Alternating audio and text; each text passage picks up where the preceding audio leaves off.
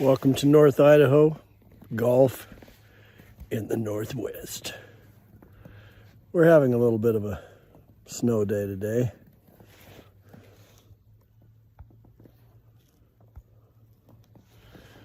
But, tell you what, the Garmin R10 has been an amazing device to keep the winter golf blues away. I mean, when you got days like this, you know what I'm talking about. And some of you folks, you're buried in snow. I mean, we've only got 3 or 4 feet, you know. So just want to introduce you to my setup. I promised a couple of guys I would do that as far as being able to, you know, quickly and easily set up and what I use and the whole 9 yards. I'll walk you through the process. So we're going to go on into the golf room. Here's the magic door. All right, after 10 minutes of getting out of snow gear from shoveling, we're going to come into my space.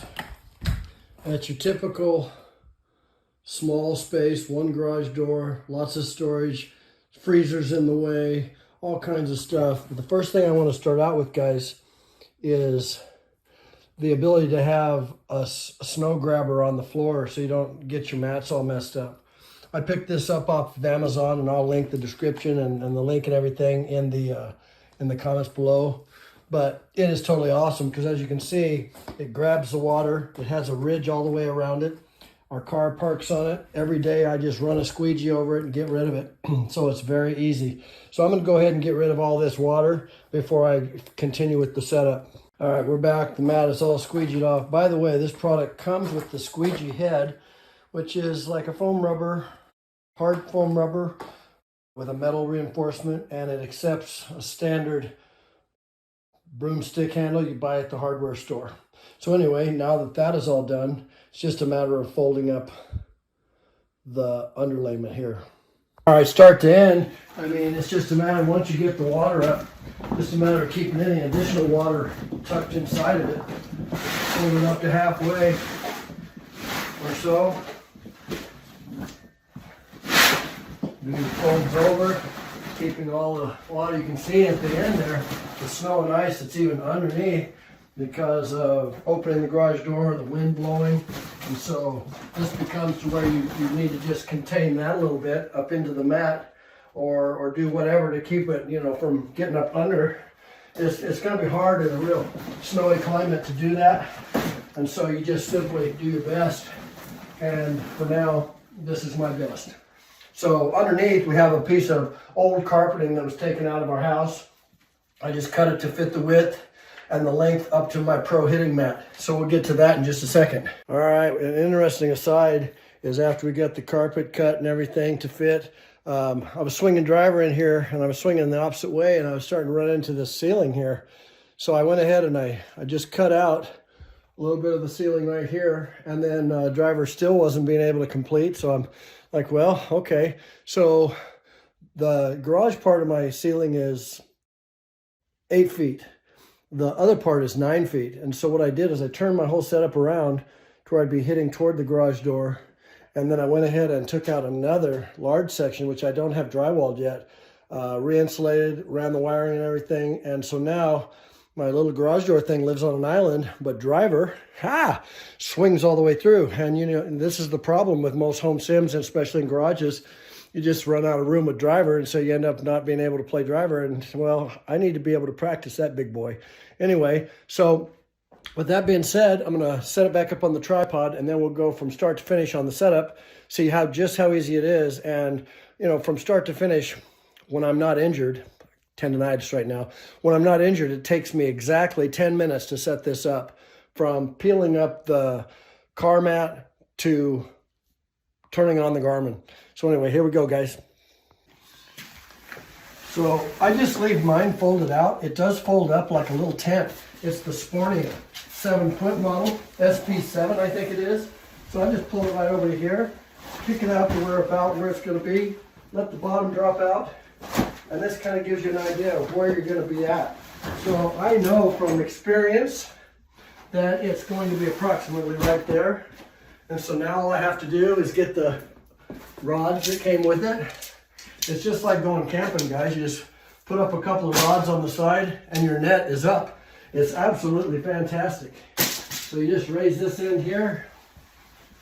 I like to go in the front hole. There's 2 holes on either side. I guess it's for different net settings. And since I've got this problem with my hand, I'll try to do my best.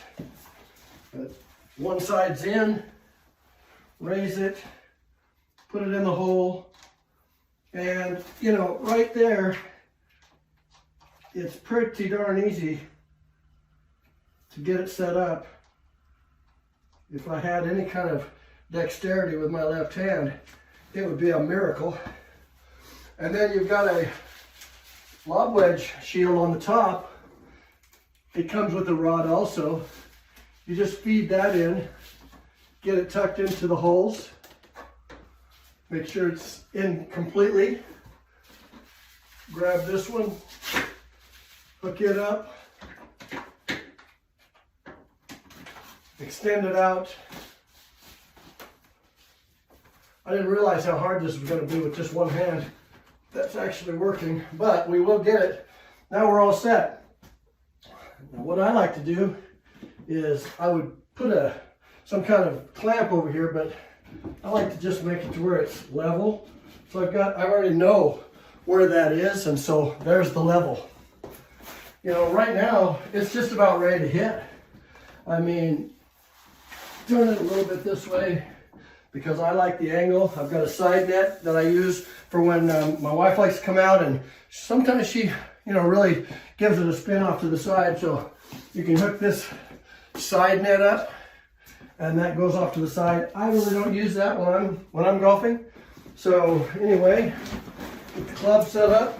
I just put it right here because it's out of the way. Set my clubs up right here in order where I can just pick them right off and use them. Got a ball bag.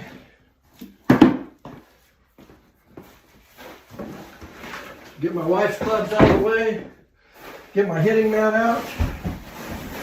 Like I said, all these various devices I will link in the description and everything to where you'll be able to go there and find what you need for your golfing. I know exactly where all this stuff goes, and I've got a couple of more cheaper, like Home Depot style mats that I just put on the sides. I've got this one cut to fit in a little space right over here.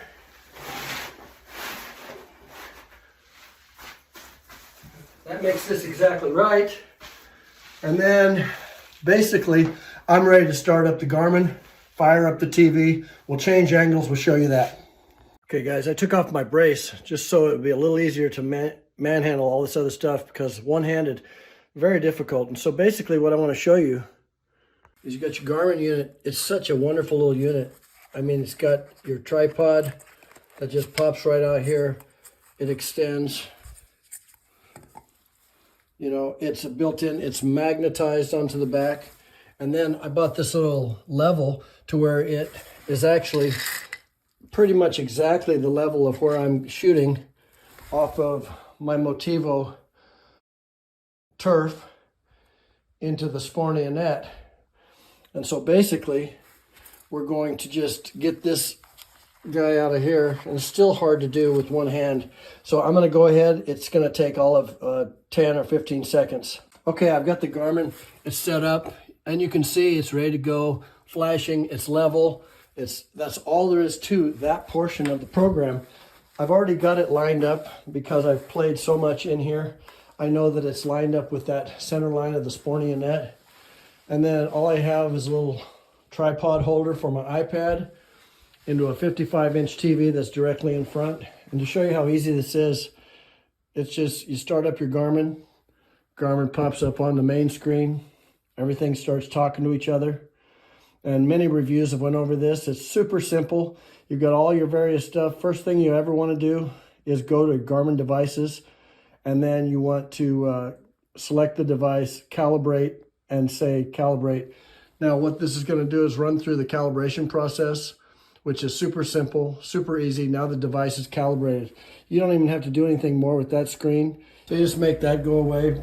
Press your little button there, get back here. What I like to warm up with is Awesome Golf, because after all, it is awesome. You fire up the Awesome Golf simulator.